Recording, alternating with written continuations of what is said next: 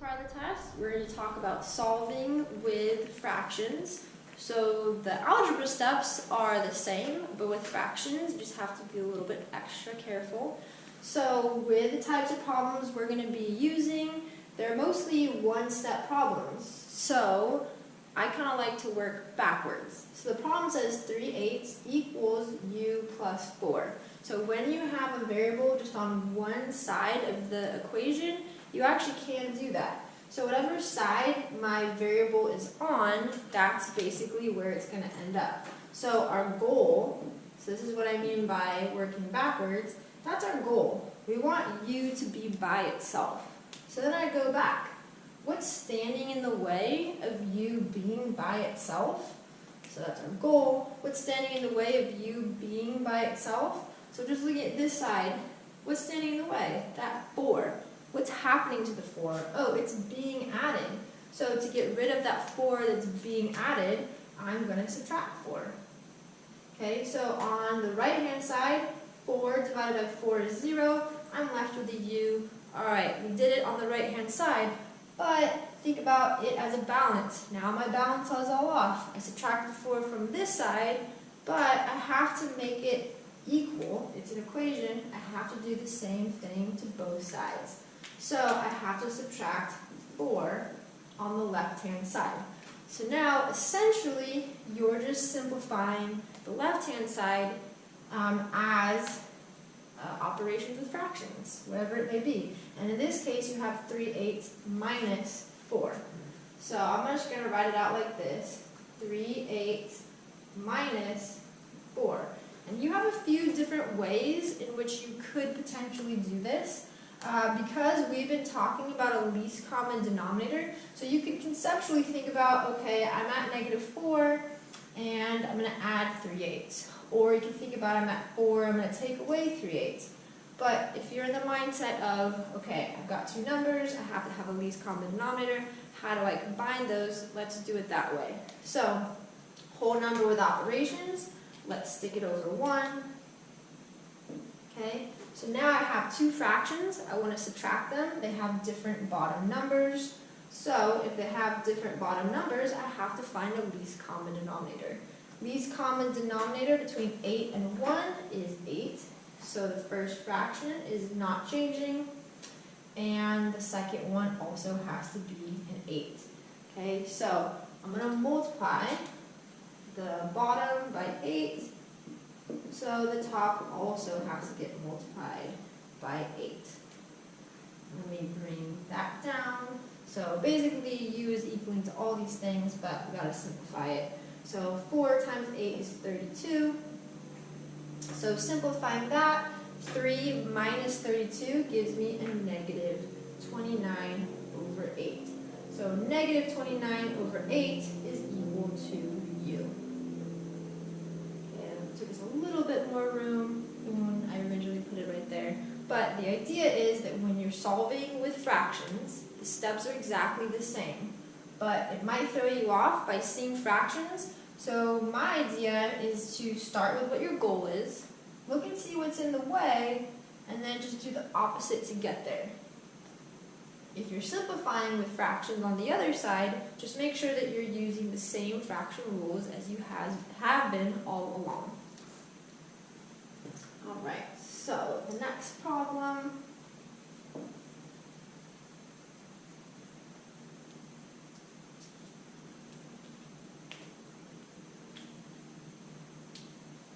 Alright, have 5 over 9, v equals 20. And also, just like what I was saying before, if it's an equation, I also like to put that line down my equal sign.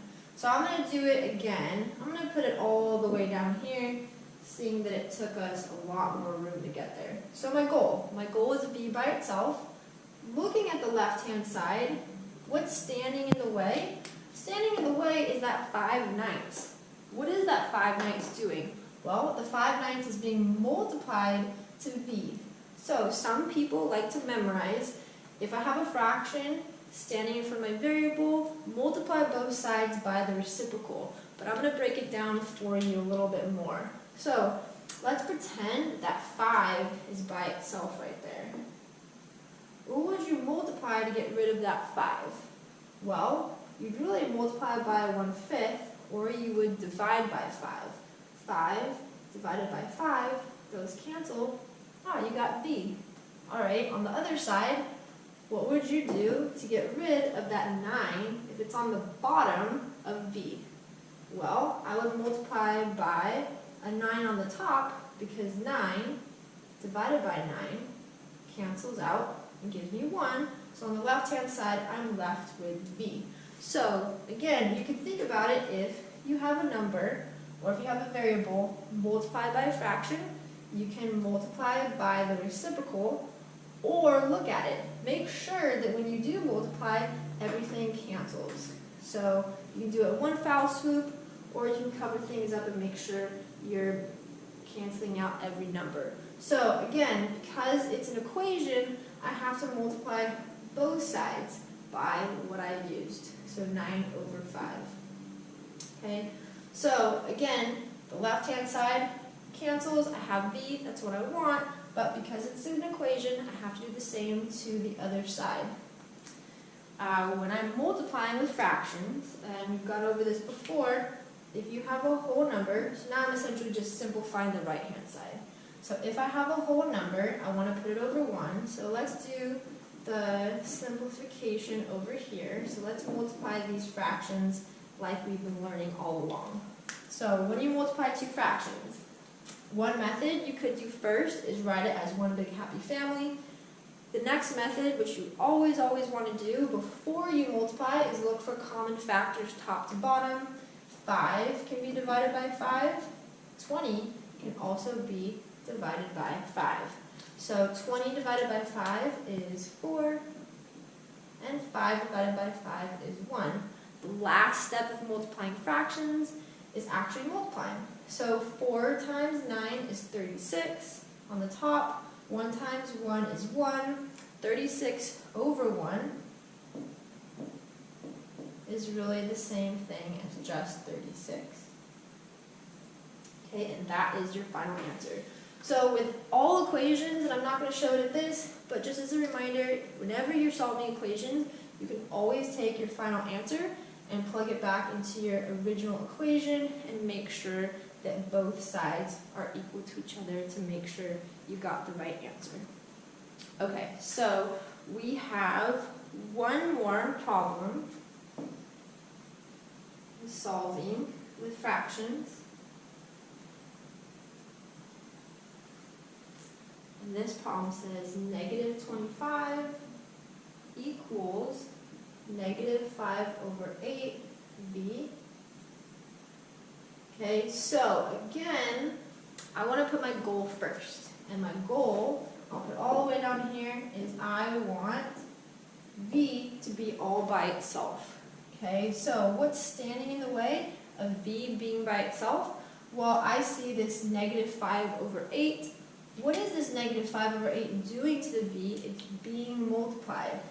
Opposite of multiply is to divide, so you could also look at it that way. So, 3 different ways to really look at these problems. One way, just memorize. If I have the fraction multiplied to my variable, I'm always multiplying by the reciprocal. So that's one way you could do it. Another way, what do I need to multiply so that my 8's cancel and so that my 5's cancel? Okay, another way you can look at it is, what is being multiplied? This is being multiplied. What's the opposite of multiplication? Division. When I do division with fractions, it's the same thing as multiplying by the reciprocal. So whatever method works for you, and again, because it's an equation, whatever I do to one side, I do to the other. It doesn't really matter where I put my negative sign, as long as you have one of them, because I want to make sure that negative times negative gives me a positive. So just make sure to have your negatives cancel. Okay, so on the left-hand side, now I'm just simplifying by multiplying these two things together. So first step with multiplication, if you have any negatives involved, figure out the sign.